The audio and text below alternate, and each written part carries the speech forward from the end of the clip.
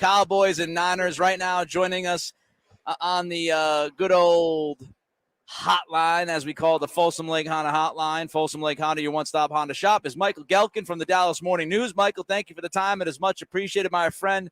Let's start with Dak Prescott. He's been up and down. Any confidence in which Dak we'll see on Sunday, Michael? Well, I think it all really comes down to how are those around him executing. Because I think the interception total, no doubt, is where people kind of start as it pertains to Dak Prescott's season. But when you really break those down, he's really been, fortunately, disappointed by some of the execution around him in terms of multiple times, including on a pick six and overtime against the Jacksonville Jaguars, where a ball hits off the receiver's hand. There was one play where the right tackle allows pressure, his hand gets hit, and when throwing the ball and it's intercepted.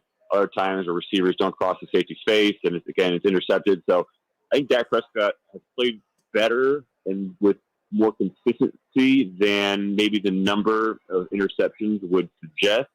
But there's no doubt he was horrible against the Washington Commanders to end the season. And I think we're probably something more in line as to what we saw against the Buccaneers on Monday night. Commanders aside, has he gotten better? Was there some rust since coming off the thumb injury? I don't know. I think that first game against the Detroit Lions on October 23rd, the offense wasn't quite clicking. But then after that, you look at the Cowboys' third down efficiency for the next several games, starting October 30th against the Chicago Bears, and they were clicking at an extremely high level. Number one in a lot of key categories, including scoring, red zone, third down, all that sort of production. So I think maybe it took a game, and I think it's only natural that again, some of those issues with the receivers get ironed out over time as the repetition goes over the course of the season. I think Amber Alert my phone. I don't know if you're able to hear that, so I apologize. But yeah, I think over the course of time, there's probably something to be said for the repetition with the receivers helping him out there. Michael Gehlken is with us from the Dallas Morning News, talking Cowboys, 49ers coming up on Sunday. Michael, one more question about Dak. Jerry Jones spoke about his ability to use his legs this week. The Niners have not been great against mobile quarterbacks. Do you anticipate some wrinkles this weekend, maybe using Dak, his mobility a little bit more than usual? I do. I think that's a very fair expectation. It's something that Dak Prescott feels like he has in his bag, and whenever it is that he wants, he can take it out. But he kind of foreshadowed, I suppose, that really when he needs to most is when you'd be more inclined to do it. And whether that's a scramble drill or, specifically on an RPO, or it's just, being simply more aggressive when the play breaks down with his legs, I think that is very well could be the time to do it on Sunday afternoon against the 49ers, because if not, then I don't know when. Speaking of running the football, who's the number one running back in Dallas? Does it even matter? Or is it just a matter of matchups? Who's going to get the bulk of the carries between Elliott and Pollard? Yeah, it's really 1A, 1B in terms of how the Cowboys use them. When you look at efficiency, it's pretty clear that Tony Pollard is the more explosive back at this stage of their respective careers. Last Monday, you look at the past three games of production, Ezekiel Elliott's averaging 1.85 yards per carry, and that's too low if it was double that. But there's also a lot of attention still that defenses are paying Elliott when he's in the game. He saw a stacked box, I want to say it was over 40% of the time against the Buccaneers. And so, whereas Tony Pollard saw around 20%, according to Next Gen Stats. So he still gets a lot of attention when he's in the game. The Cowboys feel like there's no such thing as a Zeke run or a Tony Pollard run. They call it just the same. Overall, I would say they're pretty interchangeable, even if the defensive front might vary or the efficiency might vary based on who's in the game. Michael Gehlken is with us here for the Dallas Morning News. He's on the Folsom Lake Honda hotline. Folsom Lake Honda, your one-stop Honda shop. Michael, Brock Purdy hasn't been as good when pressured on the blitz, but Dallas's defense hasn't been as good when they've needed to blitz. What do you think will the defensive plan will be on Sunday? Do you anticipate them blitzing if times get a little desperate?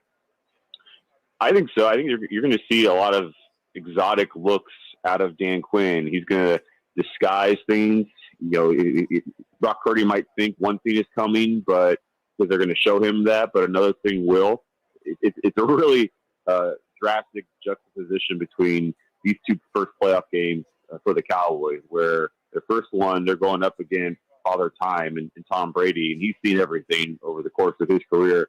So there really wasn't a whole lot that Dan Quinn could do to throw him off his game because, again, he's just seen it before. Whereas Brock Purdy, in the same breath, the Cowboys feel he's not a typical rookie. They don't view him per se as a rookie because of his confidence, his exposure, and so forth. They still know that he is inexperienced. And with that inexperience, you do have an opportunity to show him something that might get him to slow down a little bit in his head. And so the Cowboys feel very confident in their four-man rush. So they don't necessarily need to blitz in order to get there. But that said, there's no doubt with Micah Parsons moving from left end to right end, inside linebacker, and some of the other things that the Cowboys can do from a disguise standpoint, they're going to keep his brain occupied as best as they can. Bigger picture question for you. A lot of people thought Mike McCarthy was maybe coaching for his job last week. Is he now safe with advancing to the conference semifinal? Yes. Yeah. And I kind of just want to stop it there, but yes. Yeah, he is. Okay. Did you get tired of talking about that when it comes to Jerry Jones and the security of his coaches? I mean, there's I can't tell you how many times I've been asked about a Sean Payton, and we're talking about a broadcaster, possibly getting a job when the guy here is coming off of a 12-win season. I think I'm not a very good Cowboys reporter because I think some of it just kind of comes with the Dallas Cowboys. But yeah, McCarthy will be the Cowboys coach in 2023 by all indications. Well, I got one more for you, Michael, before we let you go. And again, thanks for the time. We appreciate you. It's the obligatory question. What do you think happens on Sunday? Well, I think the 49ers are the better team. I think there's a just tremendous amount of talent. You look at what they do in the run game, first and second down, they're so good. Yards after contact, yards after catch. They're so efficient in so many ways. Defensively, Joey Bosa is phenomenal. The defense doesn't disguise a whole lot. So they don't need to. They're just so sound and so talented across all levels of defense. Not every time does the best team win, and I don't know exactly how it's going to go on Sunday. I don't. And I might have a bit of a proximity bias to think that the Cowboys can overcome the 49ers, given how good they are.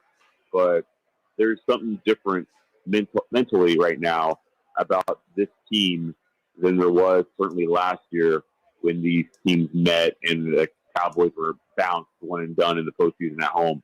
I think they're callous from that experience. They've wanted this game. I just think they're mentally locked in. And if the Cowboys go down, I think they're going to go down swinging and be just very resilient. And so given the experience at quarterback and Dak and that potential advantage there, I'm inclined to say that the Cowboys will find a way to gut it out. But, I mean, the 49ers are entirely capable any given week of just smacking an opponent with their physicality on both sides of the ball and their confusion with Kyle Shanahan's scheme, all the shifts and motions and all the eye candy that comes with it, and this not being especially close to the late. But I'm going to say that it will be, and the Cowboys squeak it out. But I'm just a filthy little homer that you guys have on your radio station. So.